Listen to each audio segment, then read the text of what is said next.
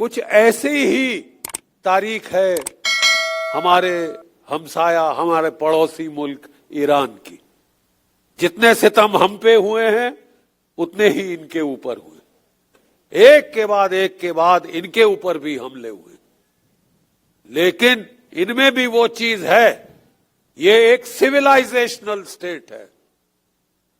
ये 250 साल पहले पैदा हुई अंग्रेजों की बनाई हुई स्टेट नहीं है साहब।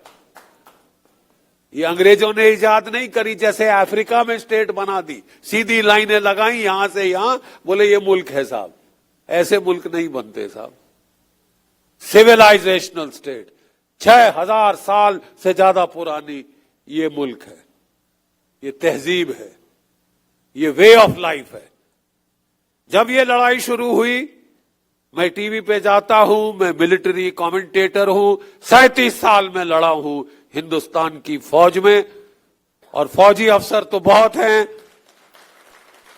लेकिन बहुत कम कह सकते हैं कि मैं लगातार लड़ता रहा हूं साहब। 71 के युद्ध में हमको पहले झोंका गया था, 1 महीना पहले लड़ाई के हमको कमीशन दी। उस वक्त हमारी उम्रें थी डॉक्टर साहब 19 साल, 20 साल, 21 साल।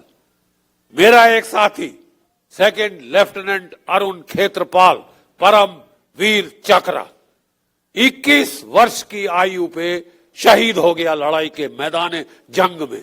5 दुश्मन के टैंक बर्बाद किए। जब तीसरा टैंक बर्बाद किया, उसके टैंक को आग लग गई, दुश्मन का गोला उस पे फटा, आग लग गई, खून खून आना शुरू हो गया। उसको बोला, अरुण तू टैंक खाली कर दे, तू मर जाएगा, खाली कर टैंक, छोड़ दे टैंक। आग लग रही है, टैंक के अंदर 40 राउंड होते हैं, एक एक राउंड मेरे से आधा इतना यहां तक होता है। वो फटे आपके चीथड़े 200-300 गज से नहीं मिलेंगे साहब। तो वो पता क्या बोला, खून पहुंच के बोला, मेरे टैंक की गन चल रही है, टैंक में आग लग गई तो क्या हुआ, मैं नहीं छोड़ूंगा इस दुश्मन को। लड़ता रहा, 2 और टैंक बर्बाद किए, और 21 वर्ष की आयु की उम्र पे वो शहादत कबूल कर गया। अगर आज वो जिंदा होता, मेरी तरह तकरीबन 77 साल का होता, लेकिन वो हमेशा 21 रहेगा।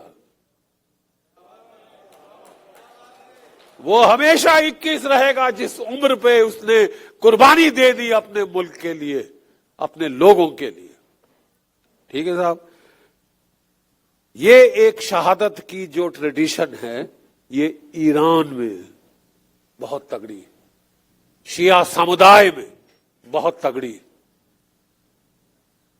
शहादत की एक ट्रेडिशन, एक परंपरा, ठीक है, एक सिलसिला। और मैं बताना चाहता हूं कि जब यह लड़ाई शुरू हुई तो मुझसे बोला गया, जनरल साहब आपने 37 साल झक मारी है फौज में, आप बताइए कौन जीतेगा। सीधा सवाल मिलिट्री एनालिस्ट से, 37 साल आप लड़े हैं, 5 मैदाने जंग आपने देखे हैं। मैं लड़ा 71 में, मैं लड़ा पंजाब में, मैं कारगिल में लड़ा, फिर जाके किश्तवाड़ में 3 साल लड़ा, फिर रजौरी पुंछ में लड़ा, एक के बाद एक मैं लड़ता ही रहा। ठीक है साहब। फौज से, लड़ाई से फुर्सत नहीं मिली। अब खुशकिस्मत हैं वो लोग जो कि कह सकते हैं कि मैं सुकून चैन में रहा, बच्चों के साथ रहा। बेगम साहिबा मेरी अकेले बच्चों को पाल रही थी, यहां बैठे हैं मेरे बेटे साहबजादे, ठीक है, और मेरी बहू जो भी एक फौजी की बेटी है। ठीक है। तो मैंने कहा साहब, जब इस लड़ाई का नतीजा आएगा आप हैरान रह जाएंगे। गौर फरमाएं, जब इस लड़ाई का नतीजा आएगा आप हैरान रह जाएंगे। ईरान भावी होगा। और ये मैंने कहा था साहब आज से 107 दिन पहले। आज मैंने 107 दिन पहले ये मैंने कह दिया था। तो उस वक्त मेरे जो बाकी फौजी साथी बोले थे, बोले यार जीडी तू सटिया गया है क्या? कहा अमेरिका सुपर पावर साथ में इजराइल, उसके पास भी न्यूक्लियर हथियार, रीजनल सुपर पावर। ईरान बेचारे 48 साल से इनके ऊपर सैंक्शन लगा रखी है। इनकी इकोनॉमी तबाह करने की हर कोशिश की गई ताकि लोग वहां पे, जिसको वो कहते हैं ना, हंगर लीड्स टू एंगर, जब भूख हो तो गुस्सा आता है, और उस गुस्से को हार्वेस्ट किया जाए ताकि वहां की सरकार का तख्ता पलट किया जाए। साजिश, ये साजिश की जा रही, 48 साल से चल रही। लेकिन दाद देना पड़ेगा इस मुल्क को साहब। आपको कदर करनी पड़ेगी इनकी जो शहादत, जो कुर्बानी जो इन्होंने दी है, और इनकी शहादत कुर्बानी की वजह से जो थर्ड वर्ल्ड की इज्जत है वो बरकरार रखी है साहब। इन्होंने वो बरकरार रखी है। और हमें फौज में अगर एक चीज की हम लोग हम बहुत कदर करते हैं, वो है हिम्मत की, वो है शुजात की।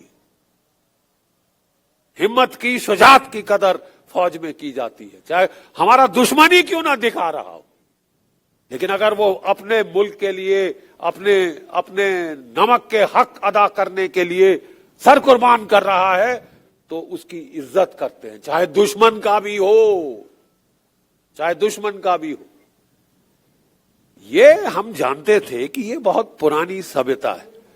और अगर मैंने बड़े डंके की चोट पे कह दिया कि साहब ईरान की फतेह होगी, ईरान का पलड़ा इस लड़ाई के बाद भारी साबित होगा, तो लोग बोलने लगे तू सटिया गया है, हो ही नहीं सकता, क्या बकवास कर रहा है। मैंने कहा आगे आगे देखे जाओ, ठीक है। इजराइल से एक सज्जन, ठीक है, एक महानुभाव, वो भी मेरे साथ टीवी पे थे, बोले 48 घंटे में ईरान खत्म, घुटने टेक देगा। आयतुल्लाह खुमैनी साहब को मार डाला, 80 साल की उनकी बेचारी बेगम को मार डाला तुमने, उनके बेटे, उनकी बेटी, उनकी बहू को मार डाला। मेरी भी बहू यहां बैठी है, इसका लड़ाई से क्या सरोकार। अब औरतें बच्चे मार रहे हैं और उसके बाद टार्जन, बुंडोलो, क्रीग मने औरतें 168 बेटियां मार डाली। अबे लानत है तुम पे, चुल्लू भर पानी में जाके डूब के मर जाओ। लानत है तुम पे, तुम बच्चियां मार रहे हो, तुम हारोगे क्योंकि तुम गुनाह कर रहे हो। उस मालिक की नजरों में तुम गुनहगार हो, इंसानियत की नजरों में तुम गुनहगार हो तुम गुनहगार। अरे मासूम बच्चियों को कौन मारता है यार, हैवान ही है कोई जो उसको मारे, एक छोटी सी बच्ची को मार डालेगा। तुमने एक नहीं मारी साहब, 168 मारी है मिनाज में, और वो तो एक जगह थी, वो तो एक जगह थी। मैं आज आपको इस जंग के कुछ जो नुक्ते हैं वो समझाना चाहता हूं एक फौजी अफसर के तौर पे, ठीक है साहब। जब ये लड़ाई शुरू हुई, मैंने किस बुनियाद पे कहा कि अमेरिका नहीं जीत सकता। एक मैथमेटिकल इक्वेशन हमारे ना, ये देखिए यहां पे जीरो का इजाद हुआ था इस मुल्क में, यहां से ईरान गया, ईरान से अरब गया, अरब से यूरोप गया, और अमेरिका वगैरह, उन्होंने सारा मैथमेटिक्स हम लोगों से सीखा है, सारा मैथमेटिक्स हम लोगों से सीखा। तो मैंने कहा साहब, जब अमेरिका ने इराक पे हमला किया था, इराक ईरान से 1/4 गुना छोटा है। इराक सपाट समतल रेगिस्तान है, वहां कहीं भी लेके टैंक लेके चढ़ जाओ। ईरान इराक से 4 गुना बड़ा है, नंबर 1, ठीक है साहब। ईरान इराक से 4 गुना ज्यादा बड़ा है, और पहाड़ ही पहाड़ हैं, एल्बर्स, ज़ाग्रोस, और जो समुद्र तट है हॉर्मुज के ऊपर, वो सारी चट्टाने हैं, रेत नहीं है साहब। का प्रोग्राम था, किसके बारे में था? मिनाज ईरान के अंदर एक स्कूल है बच्चियों का। लड़ाई के पहले दिन अमेरिकन टॉमाहॉक मिसाइल्स को खास एम किया गया। एआई, आर्टिफिशियल इंटेलिजेंस सॉफ्टवेयर, जो कि दुनिया का सबसे बड़ा नया करिश्मा जिसको इस्तेमाल करके डोनाल्ड ट्रंप लड़ाई जीतना चाहते थे। और उनको पूरा उनको ये यकीन था कि 48 घंटे में ईरान के घुटने टिका दिए।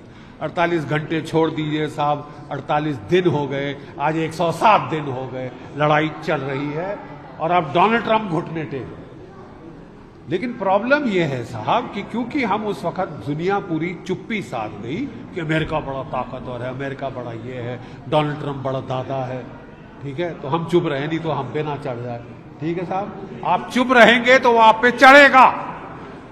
हम मिनाज के स्कूल के टाइम चुप्पी साध के बैठे थे, आज हमारे 3 जहाजों पे हमला हुआ है, हमारे 3 जो हैं नाविक उनको मार डाला गया, मर्डर किया गया और एक शब्द नहीं है सॉरी का, माफी का, गलती हो गई, कुछ नहीं। हमारे बाप का राज, अगर आपके बाप का राज, अगर ये आपका रवैया है तो हम भी इनके साथ खड़े, हम भी ईरान के साथ खड़े। ठीक है साहब, आपको जैसे को तैसा कि वो मर गए तो मर गए, क्या फर्क पड़ता है, रंग में भंग नहीं होना चाहिए साहब। G7 की मीटिंग हो रही है, फोटो ऑफ होने हैं, ये होने, बाहर में जाए फोटो। हमारे 3 घरों में मातम बन रहा है। शहादत कुर्बानी क्या होती है, भाई को खोना क्या होता है, मैं जानता हूं। मेरे बड़े भाई साहब 1965 के युद्ध में शहीद हुए थे। सब लोग आए अफसोस करने, सारे मिनिस्टर पहुंच गए, सब लोग पहुंच गए। 3 दिन के बाद हमारे घर में अंधेरा था, दिवाली में हमारे घर में अंधेरा। साहब हमसे तो नहीं देखा जाता सर, लोग सामने रखिए ना। हमसे तो बिल्कुल नहीं देखा जाता कि आप एक भी हिंदुस्तानी का कत्ल करें, खरोच निकालें। पाकिस्तान ने ये किया था, उसको संदूर में आके खमियाजा भुगतना पड़ा है। डोनाल्ड ट्रंप साहब क्या समझते हैं, वो बहुत ताकतवर हैं, बहुत बड़े दादा हैं। आपकी दादागिरी हमने ईरान के खिलाफ देख ली है, कितने दादा हो तो। नेगोशिएशंस डील के ऊपर भी लगातार बात हो रही है। आपको लगता है कि यूएस ईरान नेगोशिएशन डील्स या सीज फायर डील्स सही में होगी, या एक बार फिर से ये कहीं ना कहीं अब एक और षड्यंत्र रचने की कोशिश की जा रही है और ये डील एक। देखिए साहब, आप अपनी विश्वसनीयता 0 से भी कम कर लो तो आप पे कौन विश्वास करेगा। हर बार आपने बोला है कि मैं जो है सीज फायर करूं, ठीक है। 2015 में ओबामा साहब ने पूरी डील कर ली, आगे कागज 2018 में आए, कागज के कचड़े में डाल दी। आज वो डील नहीं मिल रही, वो डील के बराबर भी आप नहीं आ सकते। और इसके लिए इनकी नानी खिसकी जा रही है, ठंडे पसीने आ रहे हैं कि अमेरिका के लोग मेरे को क्या बोलेंगे। क्या झक मार के तूने 107 दिन लड़ाई करी, तू कह रहा था कोई लंबी फॉरएवर वॉर नहीं करेगा, तूने किया क्या, तबाही कर दी है दुनिया की इकोनॉमी, भारत की इकोनॉमी को चोट पहुंचाई है। और हमको कहा जा रहा है कि ग्रिन एंड बेयर इट, कि मुस्कुराओ, तुमको मुंह पे लात मारेंगे, नाक में से खून बहाएंगे, तुम मुस्कुराओ क्योंकि तुम हमारे दोस्त हो। अरे साहब, ऐसे दोस्त हैं तो दुश्मन भले, शत्रु बोध हो गया है हमें, आप कितने दुश्मन हैं कितने नहीं है। 3 भारतीय जानें आपने दी है, क्या एक भी चीन का जहाज को खरोच आई है। 90% ईरान का तेल कहां जा रहा है, चीन को जा रहा है। 90% ईरान का तेल चीन को जा रहा है। 80 जहाज 100 जहाज चीन के निकल गए, एक के ऊपर आपने हमला किया नहीं किया। रूस के जहाज को हाथ लगाने की हिम्मत है तुम में, अमेरिका नहीं है। तो क्या सोच के आपने भारत पे चढ़ गए कि ये कमजोर है। अबे न्यूक्लियर बॉम्ब है हमारे पास, ईरान के पास नहीं थे, उसने तुम्हारी ऐसी तैसी कर दी है, तुम्हारी बत्ती बंद हो गई है साहब, नाक से धुआं निकल रहा है, ठीक है। और भारत के ऊपर उंगल मत देना साहब, उंगल टूट जाएगी क्योंकि यहाँ की जनता में आक्रोश है। जयशंकर ने भी जिस तरीके से बातचीत की वैसे क्या लगता है, जिस तरीके से 3 भारतीयों की मौत के बाद कहीं ना कहीं विदेश जो मंत्री है उनका कहीं ना कहीं इसमें जवाबदेही बनती है। देखिए साहब, ये किसकी जवाबदेही बनती है किसकी नहीं बनती है, हम देखना चाहते हैं अंतिम रिजल्ट क्या है। क्या ये हमले चलते रहेंगे या हम आवाज उठाएंगे। हमारी पहली आवाज, हमारी गलती में मुझे लगता है ये हुई कि हमने बड़ी धीमी आवाज उठाई कि यार अमेरिका बहुत ताकतवर है, अमेरिका से हमको ट्रेड डील करनी है। तुम ट्रेड डील के लिए मरे क्यों जा रहे हो यार। अगर नहीं होती ट्रेड डील अमेरिका में से तो क्या कयामत आ जाएगी। ना क्या कयामत आ जाएगी? क्या हम यूरोप को नहीं बेच सकते, चीन को नहीं बेच सकते, रूस को नहीं बेच सकते, अफ्रीका को नहीं बेच सकते? दूसरी मार्केट ढूंढो। हर दिन ये हमको कोई ना कोई धमकी देना, 50% टैरिफ लगाएगा, फिर सुप्रीम कोर्ट अमेरिका की ने डाउन कर दिया कि केवल 10%, तो 12% हमारे पे और लगाया कि फोर्स लेबर कर रहे हैं। पाकिस्तान में फोर्स लेबर नहीं हो रहा। टेररिज्म आपको केवल ईरान में दिख रही है, पाकिस्तान टेररिज्म नहीं कर रहा। उसके आसिफ मुनीर को गोदी में क्यों बिठा रहे, क्यों उसको उकसा रहे हो पालतू कुत्ते की तरह कि और काटो भारतवर्ष? देखिए साहब, बहुत हद से ज्यादा चीजें बढ़ जा रही हैं और शत्रुबोध हमको अब धीरे धीरे हो रहा है। अगर कई लोगों के आंख से पर्दा अभी भी नहीं गिरा है तो मुझे लगता है कि अमेरिका खुद गिरा है। सर, गाजा में 1 लाख 3 साल से लगातार मौतों का सिलसिला बढ़ता जा रहा है। अभी भी इजराइल जो है गाजा के ऊपर हमला कर रहा है।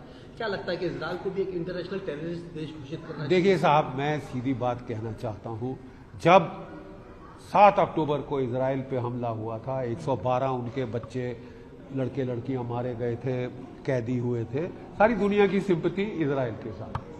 अब तब से लेकर आज तक 990 दिन हो गए साहब, तुम्हारी लड़ाई का अंत नहीं है। आपके 1200 गए थे तो आपने तो 1,20,000 मार डाले हैं और अंत नहीं दिख रहा ना साहब।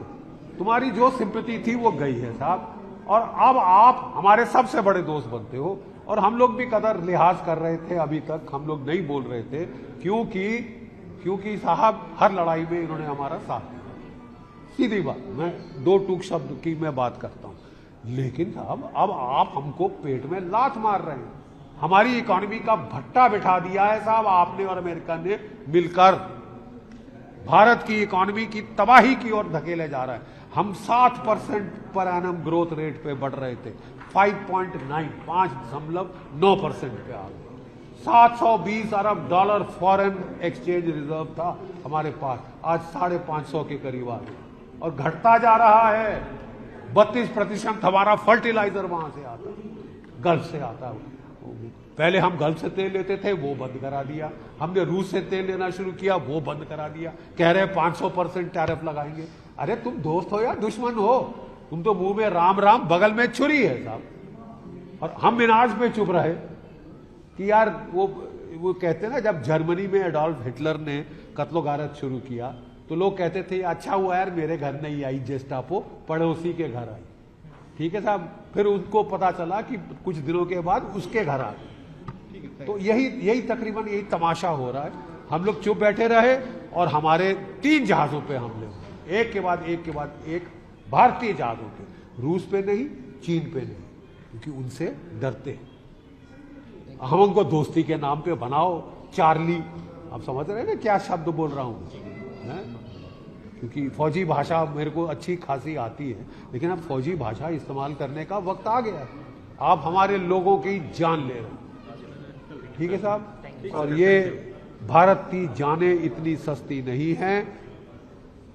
Indians are not for killing.